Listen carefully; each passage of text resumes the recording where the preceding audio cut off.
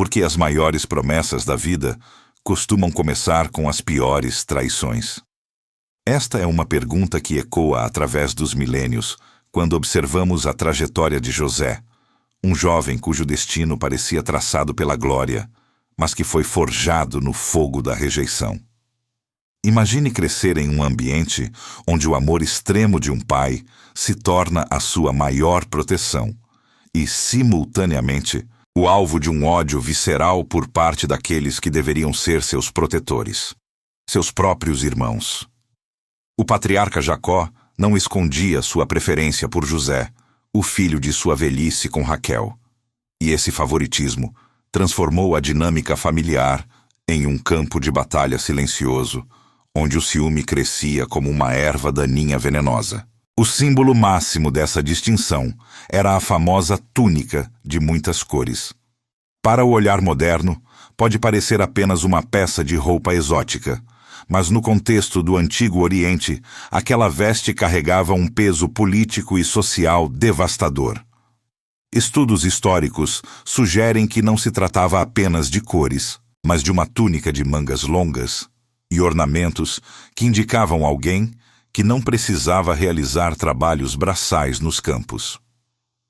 Ao entregar essa veste a José, Jacó estava, na prática, rompendo a hierarquia tradicional da primogenitura, sinalizando que o filho mais novo teria autoridade sobre os mais velhos. Era um manto de realeza colocado sobre os ombros de quem ainda não tinha cicatrizes de batalha, o que serviu apenas para alimentar as chamas da conspiração.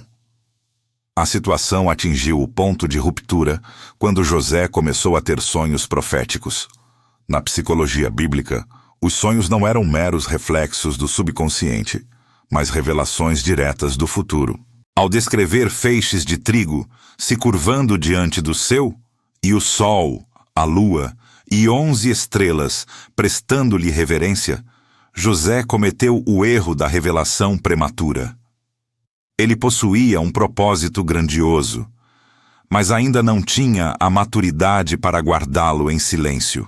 A arrogância juvenil de compartilhar visões de domínio para aqueles que já o odiavam foi o catalisador final para a tragédia que se seguiria nos campos de Dotã. Quando Jacó enviou José para saber como estavam seus irmãos e o rebanho, ele não percebeu que estava enviando o filho para uma emboscada. De longe, ao verem o brilho da túnica odiada, os irmãos não enxergaram um parente, mas um obstáculo que precisava ser removido. O plano inicial era o fratricídio puro e simples, mas a ganância e uma ponta de hesitação mudaram o curso da história. José foi arrancado de sua túnica, símbolo de sua identidade privilegiada, e lançado em um poço vazio no deserto. Aquele buraco escuro e seco representa o primeiro estágio do que podemos chamar de morte do ego. Ali, no silêncio da terra, o príncipe de Canaã deixou de existir para dar lugar ao sobrevivente. Muitas vezes, a vida nos coloca em situações idênticas. Antes de continuarmos, inscreva-se no canal e nos conte nos comentários de onde você está assistindo. Assim como José, talvez você já tenha se sentido jogado em um poço por pessoas em quem confiava, sentindo o frio da traição e a incerteza do amanhã. O poço não é o fim, mas o local onde as camadas de orgulho e segurança superficial são removidas para que o verdadeiro caráter comece a ser construído. Para José, o poço foi o portal de entrada para uma descida ainda maior, a escravidão. Vendido por 20 moedas de prata para mercadores ismaelitas, José viu sua terra natal desaparecer no horizonte enquanto a caravana seguia em direção ao Egito. Ele saiu de um ambiente de pastores nômades para entrar no coração da maior potência mundial da época. O choque cultural foi absoluto.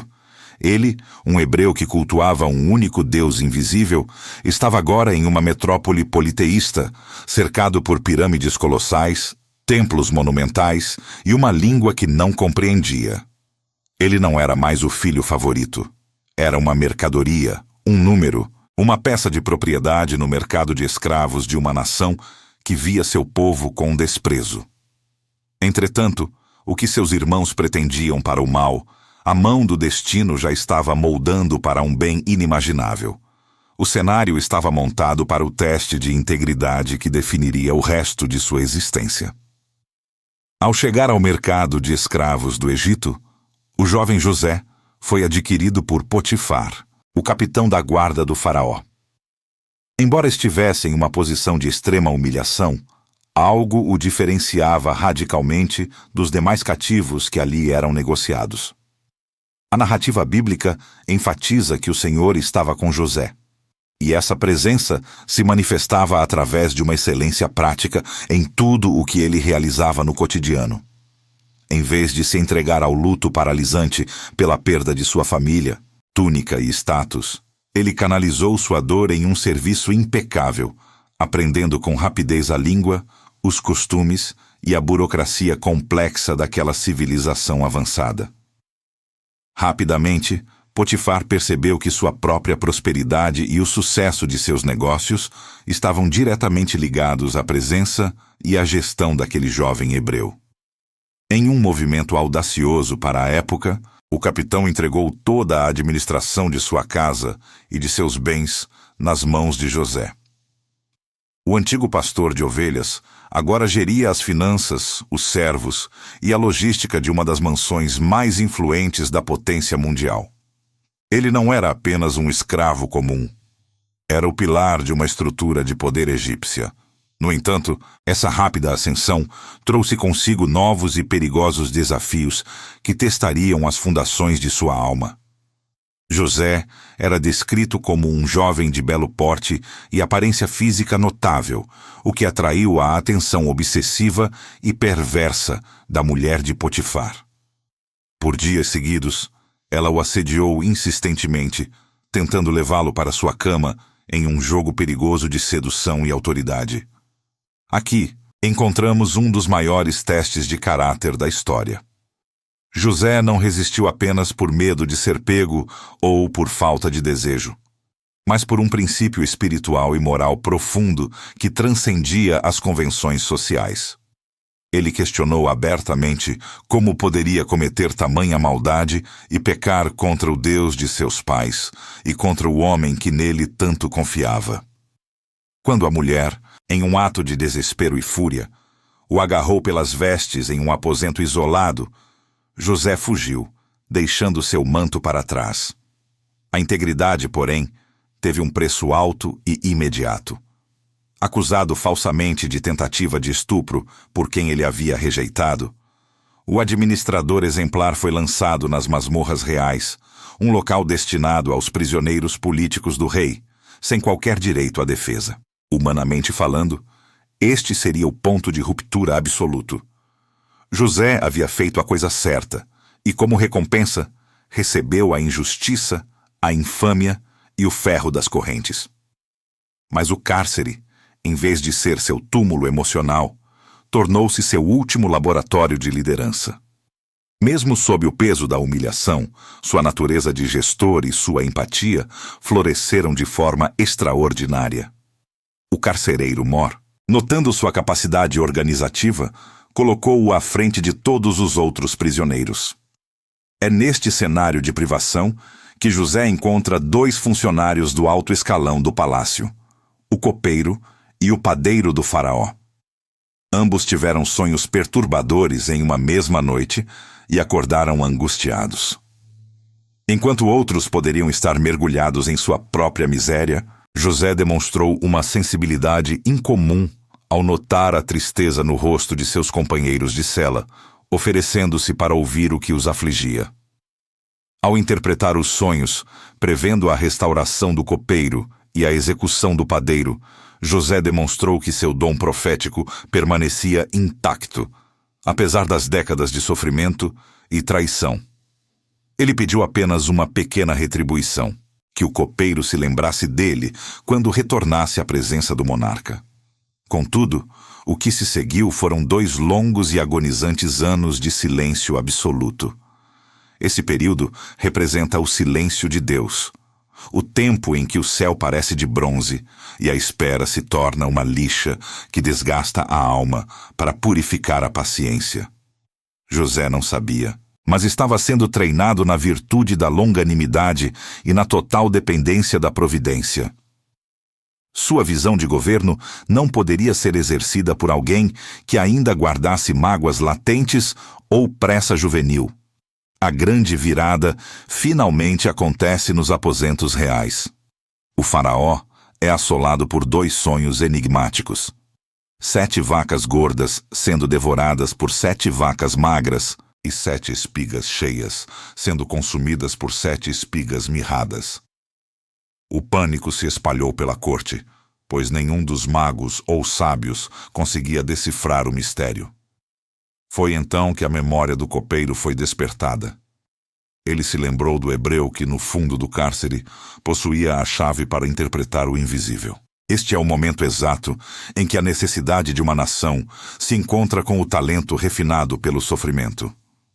José é convocado às pressas, barbeado e levado ao palácio. O jovem prisioneiro entra nos salões de ouro para enfrentar o homem mais poderoso da terra, carregando consigo a solução para uma crise que o mundo ainda não sabia que enfrentaria. José não era mais o jovem de 17 anos que havia sido arrancado de sua terra. Ele era agora o arquiteto da sobrevivência de uma civilização inteira. Diante de Faraó, o hebreu não apenas decifrou o enigma das vacas e das espigas, mas apresentou um plano econômico e logístico sem precedentes na história antiga. Impressionado pela clareza e autoridade espiritual do rapaz, o monarca egípcio retirou o anel de selar de seu próprio dedo e o colocou na mão de José, delegando-lhe poder absoluto sobre as leis e o tesouro. Em uma cerimônia de posse regada a ouro e linho fino, o antigo prisioneiro tornou-se o vizier, o segundo em comando em toda a terra do Egito.